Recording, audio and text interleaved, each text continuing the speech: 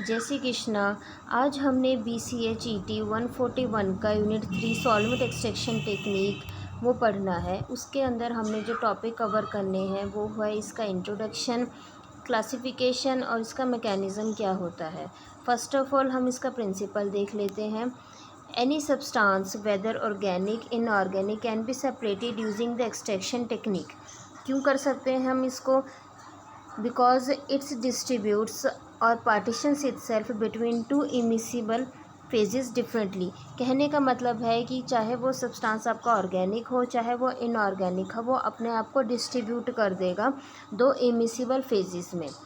Okay, तो इसलिए जब हमारा सब्सटेंस एस अगर फेज़ 1 में प्रेजेंट है और जो हमारा दूसरा फेज़ 2 में प्रेजेंट है, हम क्या करेंगे, इन दोनों को जब हम इक्विलिब्रियम में ले आएंगे तो वो अपने आप को डिस्ट्रीब्यूट कर देगा टू फेसेस में, टू डिफरेंट फेजेस में।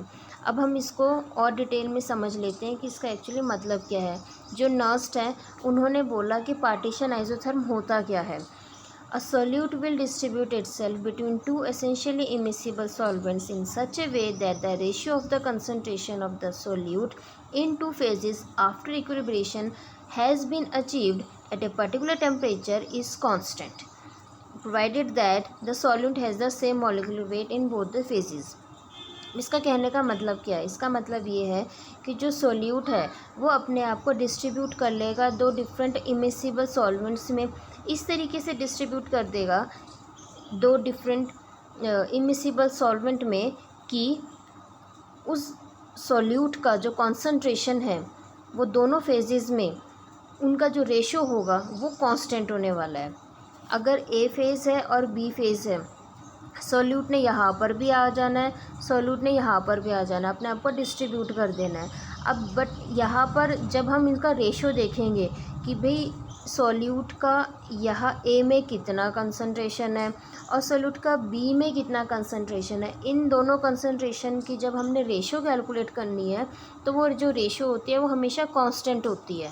और ये कांस्टेंट कब होएगी? ये कांस्टेंट तब होएगी जब ये इक्विलिब्रेशन अटेन कर लेगा। इक्विलिब्रेशन जब इसने अटेन कर लेना है तब जाके उसका जो रेशो होगा वो कांस्टेंट होगा। और साथ में ये होना चाहिए कंडीशन कि जो सोल्यूट है उसका मॉलिक्यूलर वेट जो है हर एक फेज़ में वो सेम हो, तभी ये बात ट्रू होगी। अब यहाँ पर जो हमने देखा है इस इक्वेशन को अगर हम देख रहे हैं तो इसमें जो आपको KD दिख रहा है, तो KD क्या होता है? बेसिकली KD जो है वो डिस्ट्रीब्यूशन कोफिशिएंट होता है या फिर हम उसको बोलते हैं पार्टीशन कोफिशिएंट। ओके, सो यहाँ पर जब हम देख रहे हैं distribution coefficient, we are assuming that the substance S is present in both the phases in one form only, that is it is neither ionizing nor associating in either of the phases। किसी के साथ association नहीं है और यहाँ पर कोई ionization नहीं हुई है। इसके बाद हम क्लासिफिकेशन के ऊपर बात करेंगे कि सॉल्वेंट एक्सट्रैक्शन जो हम बोलते हैं तो इसके डिफरेंट टाइप्स होते हैं, जैसे सॉलिड सॉलिड एक्सट्रैक्शन हो गया, सॉलिड लिक्विड एक्सट्रैक्शन हो गया, लिक्विड लिक्विड एक्सट्रैक्शन हो गया। तो हम इसको कैसे बोल रहे हैं कि भाई ये लिक्विड लिक्विड एक्सट्रैक्शन है और ये सॉलिड लिक्विड एक्सट्रैक्शन है। तो इस पर हम थोड़ा सा डिस्कस कर लेते हैं। मान के चलो कोई हमारे पास सब्सटेंस है, वो सब्सटेंस जो इनिशियली है वो सॉलिड फेज़ में प्रेजेंट है, ओके, और हम एक लिक्विड फेज़ को यूज़ कर रहे हैं उसको एक्सट्रैक्ट करने के लिए। तब हम बोल देंगे कि जी हमने जो एक्सट्रैक्शन करी है वो सॉलिड लिक्विड एक्सट्रैक्शन करी है। इसका एग्जांपल क्या है? इसका एग्जांपल आप इसमें से कंसीडर कर सकते हैं सॉलिड लिक्विड का। जैसे यहाँ पर हमारा लिखने का तरीका क्या होगा? हमारा लिखने का तरीका है कि भाई हम हाइफन लगा देते हैं सॉलिड लिक्विड एक्सट्रैक्शन का। इसके बाद जब हम एग्जांपल लेने वाले हैं वो हम लेने वाले हैं आपका लिक्विड लिक्विड एक्सट्रैक्शन का, क्योंकि बहुत ज़्यादा कॉमन होता है। जैसे हम सेपरेटिंग फनल लेते हैं, उसका जो हम जो सेपरेटिंग फनल में सब्सटेंस को एक्सट्रैक्ट करते हैं उसमें भी हम लिक्विड लिक्विड एक्सट्रैक्शन करते हैं, ठीक है। इनिशियली वो लिक्विड में प्रेजेंट है सब्सटेंस और जो हम दूसरा फेज़ यूज़ कर रहे हैं उस सब्सटेंस को एक्सट्रैक्ट करने के लिए वो भी लिक्विड है, तो इसलिए हम उसको बोलेंगे liquid liquid extraction. Separating funnel इसका बहुत अच्छा एग्जांपल है, जिसमें अगर हमने 2 लिक्विड को लिया है और उसको हमने विग्रसली उसको शेक किया, शेक करने के बाद okay one important thing I need to mention here that the both the liquid जो हमने यहाँ पर यूज़ किए हैं फेज़ 1 फेज़ 2 में, वो इमिसिबल होने चाहिए, वो मिक्स नहीं होने चाहिए, वो एक सेपरेट लेयर फॉर्म करनी चाहिए, तभी वो हम बोलेंगे लिक्विड लिक्विड एक्सट्रैक्शन। अब हमने क्या करना है, 2 लिक्विड्स हैं, उसको हमने सेपरेटली फनल में उसको विगरसली शेक किया। शेक करने के बाद यहाँ पर आपके पास 2 डिफरेंट फेज़ शो हो जाएंगे, जो डिफरेंट लेयरिंग शो हो जाएगी। अब जो सब्सटेंस जिस फेज़ में डिज़ोल्व होगा उसको हम इजीली वहाँ से एक्सट्रैक्ट आउट कर सकते हैं। अब एक चीज़ यहाँ पर है सॉल्वेंट एक्सट्रैक्शन। सॉल्वेंट एक्सट्रैक्शन ही क्या होती है?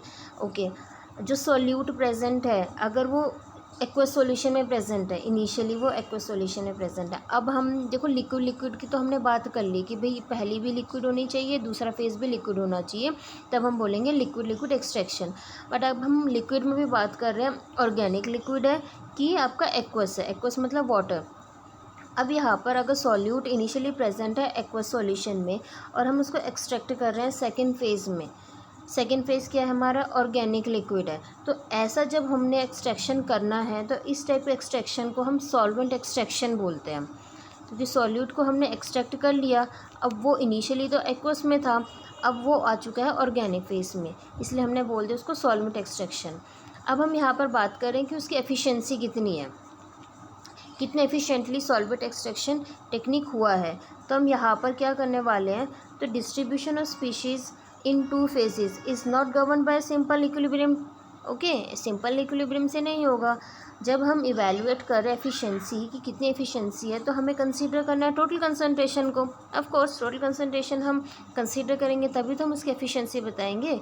तो हमने यहाँ पर क्या करना है, डिस्ट्रीब्यूशन रेशियो है उसको हम यूज़ करने वाले एक डिफरेंट टर्म, जो KD हमने पीछे यूज़ किया था डिस्ट्रीब्यूशन के लिए। ओके, अब यहाँ पर हम यूज़ करें D, डिस्ट्रीब्यूशन रेशियो। और ये रेशियो क्या होता है, ये होता है concentration of substrate, concentration of substance in phase 2 उसका टोटल, और फिर concentration of substance in phase 1 उसका टोटल, कि भाई फेज़ 2 में कितना कंसंट्रेशन था और टोटल कंसंट्रेशन कितना था सब्सटेंस का, और फेज़ 1 में कितना टोटल कंसंट्रेशन है, उनको हमने फिर कंपेयर किया, तो हमने वहाँ पर यूज़ किया D वैल्यू। अब हम यहाँ पर पढ़ने वाले हैं उसका मैकेनिज़्म क्या होता है एक्सट्रैक्शन का। अब यहाँ पर हमारे पास 2 टाइप के एक्सट्रैक्शन मेथड है या फिर मैकेनिज़्म बोल लो। एक है भाई एक्सट्रैक्शन बाय सॉल्वेशन और दूसरा एक्सट्रैक्शन बाय चिलेशन। अब यहाँ पर हमने जो मेन कॉन्सेप्ट सोच के चलना है वो है लाइक डिज़ोल्व लाइक, मतलब सॉल्वेंट एक्सट्रैक्शन का मेन प्रिंसिपल होता है, मेन कॉन्सेप्ट होता है लाइक डिज़ोल्व लाइक। अगर कोई ऑर्गेनिक कंपाउंड है, मान के चलो कि ऑर्गेनिक कंपाउंड हमने ले लिया, तो वो आपका हायर सॉल्युबिलिटी शो किस में करेगा, ऑर्गेनिक फेस में। क्वाइट ऑब्वियस है ना, ऑर्गेनिक जो है वो वाटर या एक्वस सॉल्यूशन में तो नहीं होने वाला डिज़ोल्व, इसलिए यहाँ पर हमने बोला लाइक डिज़ोल्व लाइक, ऑर्गेनिक जो है वो ऑर्गेनिक फेस में ही डिज़ोल्व होगा। तो अब ये तो हमारे को पता चल गया कि ऑर्गेनिक फेज़ में आपका ऑर्गेनिक कंपाउंड हो जाएगा, बट हमारे जो इनऑर्गेनिक कंपाउंड है उनका क्या, वो तो हमारे एक्वस सॉल्यूशन में होंगे ना। तो इसलिए हमने क्या करना है, कुछ इनऑर्गेनिक स्पीशीज़ होते हैं जैसे मेटलाइंस, वो तो एक्वस सॉल्यूशन में रहेगा, बट हमको चाहिए कि हमने मेटलाइंस को भी एक्सट्रैक्ट आउट करना है, तब हम क्या करेंगे, तब हमने क्या करना है, इन मेटलाइंस को हमने ऐसे मॉलिक्यूल के साथ अटैच कर देना है जो इसके चार्ज को न्यूट्रलाइज़ कर देगा। और क्योंकि अब इनऑर्गेनिक स्पीशीज़ इनऑर्गेनिक तभी तो है क्योंकि उनके पास चार्ज है, बट अगर जब हमने इसका चार्ज रिमूव कर दिया तो ये आपका एक्वस सॉल्यूशन के साथ बाइंड नहीं करेगा, तब ये नॉर्मली एक्ट करेगा आपका ऑर्गेनिक स्पीशीज़ की तरह, और फिर हम इसको ऑर्गेनिक फेज़ के थ्रू एक्सट्रैक्ट आउट कर सकते हैं। तो ये हम यहाँ पे प्रिंसिपल, ये हमारा मेन कॉन्सेप्ट होने वाला है। अब इसको हम न्यूट्रलाइज़ करेंगे तो कैसे कर सकते हैं, या तो हम कर सकते हैं सॉल्वेशन मेथड के थ्रू या हम चिलेशन मेथड के थ्रू कर सकते हैं। अब हम एक्सट्रैक्शन करेंगे बाय सॉल्वेशन। अब क्या होगा, जो आपके न्यूट्रल इनऑर्गेनिक मॉलिक्यूल्स हैं या कॉम्प्लेक्सेस हैं, उनको हम सॉल्वेट कैसे कर सकते हैं, हम उसको सॉल्वेट कर सकते हैं इलेक्ट्रॉन डोनर एक्सट्रैक्टेंट्स की हेल्प से। ओके, अब जैसे ही ये इलेक्ट्रॉन डोनर एक्सट्रैक्टेंट्स हैं या अगर आ जाएंगे तो इन्होंने क्या करना है, इन्होंने अपने इलेक्ट्रॉन्स को डोनेट कर देना है और अल्टीमेटली उसको न्यूट्रलाइज़ कर देना है। अब ऐसे जो रिएजेंट्स होते हैं वो 2 टाइप्स के होते हैं, या तो इन रिएजेंट्स के पास ऑक्सीजन होगा जो कि कार्बन लिंक्ड होगा, जैसे कि आपके एथर्स हो गए, एस्टर्स हो गए, अल्कोहल्स हो गए, कीटोन्स हो गए। और दूसरे टाइप के रिएजेंट्स होते हैं, इस केस में जो ऑक्सीजन होगा या जो सल्फर मॉलिक्यूल होगा वो कार्बन से लिंक ना होकर लिंक होगा फॉस्फोरस ग्रुप के साथ। और इसके कुछ एग्जांपल हैं, जैसे अल्काइल फॉस्फेट और अल्काइल थायोफॉस्फेट, ये इसके दूसरे टाइप के जिसमें आपके ऑक्सीजन जो है फॉस्फोरस के साथ लिंक्ड है, एग्जाम्पल वो उसका है। नेक्स्ट हमारे पास आएगा चिलेशन। अब हम चिलेशन मेथड की हेल्प से भी एक्सट्रैक्शन कर सकते हैं। अब चिलेशन में होने वाला क्या है, हम यहाँ पर चिलेटिंग एजेंट्स यूज़ करने वाले हैं। ओके, अब काफ़ी सारे चिलेटिंग एजेंट्स जो यहाँ पर यूज़ होंगे वो हो गए आपके वीक एसिड्स। अब वीक एसिड्स क्या होते हैं, वो ना आयनाइज हो सकते हैं वाटर में। अब जैसे वो आयनाइज होंगे तो उसके पास आयंस प्रेजेंट होंगे। अब आयंस जो है वो रिएक्ट करेंगे मेटल आयंस के साथ और इसको वो चिलेट कर देंगे।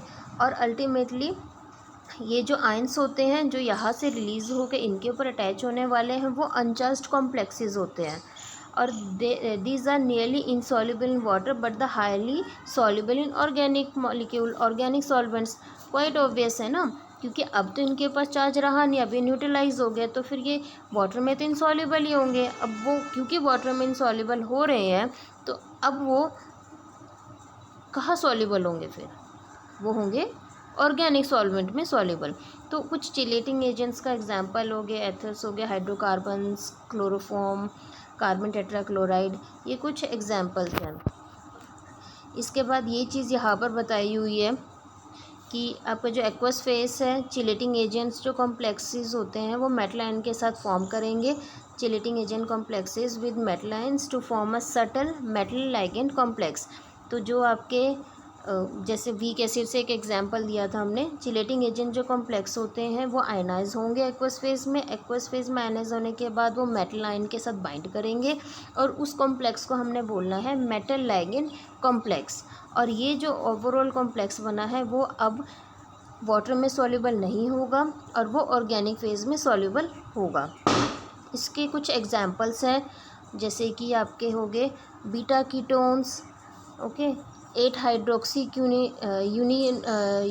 क्यूनिनोलिन और मोनोएंजाइम्स, ये कुछ उसके एग्जांपल्स हैं। इसके बाद हमने जो देखना है वो हमारे देन हमारे यहाँ पर ये कुछ एक्सट्रैक्शन कर्व्स हैं जिसको आप देख सकते हो। बट जैसे हमने इस सीरीज़ को स्टार्ट किया था, हम कुछ कुछ इम्पॉर्टेंट टॉपिक्स ही इसमें करेंगे जो एग्ज़ाम पॉइंट ऑफ व्यू से इम्पॉर्टेंट लगते हैं मुझे। तो